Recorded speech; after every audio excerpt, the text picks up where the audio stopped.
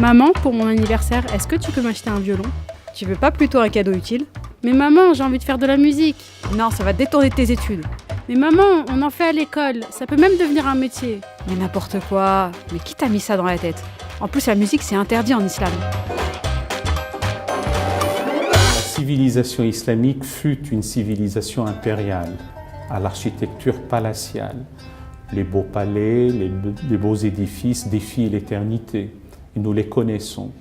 Il se trouve aussi qu'elle fut une civilisation de l'émerveillement, de l'hédonisme, du bonheur et du plaisir, et ceci dans tous les compartiments de la vie, à commencer aussi particulièrement par la musique. Si on savait que quelqu'un comme Ziryab était celui qui a fondé pour la première fois au monde un orchestre, d'abord avec ses enfants et puis avec d'autres jeunes gens.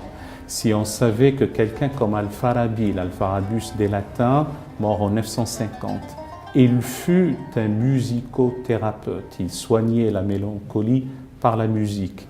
Si on savait l'art des jardins, si on pouvait savoir aussi l'art de dresser la table, et donc tous ces aspects culturels et artistiques ont concouru à faire de la civilisation islamique une civilisation brillante.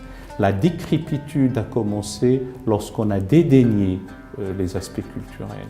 D'accord, mais ça reste un divertissement qui risque de t'écarter de l'essentiel. Il y a une absurdité réelle que de considérer que la culture ne va pas de pair avec la spiritualité parce qu'elle serait une diversion par rapport à l'essentiel. Il est bien dit que œuvrez dans ce que Dieu vous a donné pour l'au-delà et n'oubliez jamais votre part ici-bas. Faites du bien parce que Dieu vous a fait du bien. Eh bien, ne serait-ce qu'à partir de cette idée, un être ne peut être véritablement épanoui et heureux que lorsqu'il est en connaissance et en interaction avec ce qui le porte, ce qui l'intéresse et ce qui fait de lui un être digne, hommes et femmes.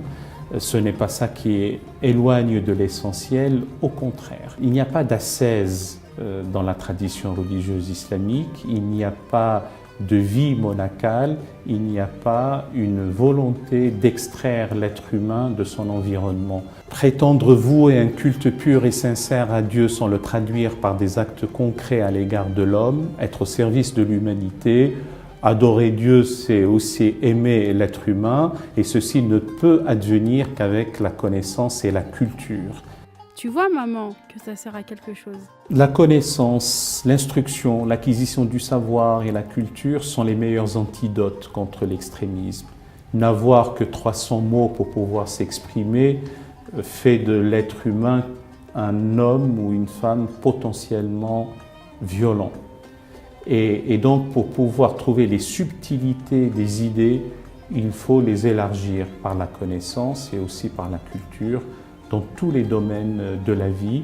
De nos jours, il y a différents arts, celui de la bande dessinée, celui du cinéma, l'art théâtral, l'art pictural, l'art musical. Tous ces arts, tous ces beaux-arts, toutes les belles lettres concourent à faire du croyant et de la croyante des êtres épanouis, des êtres heureux.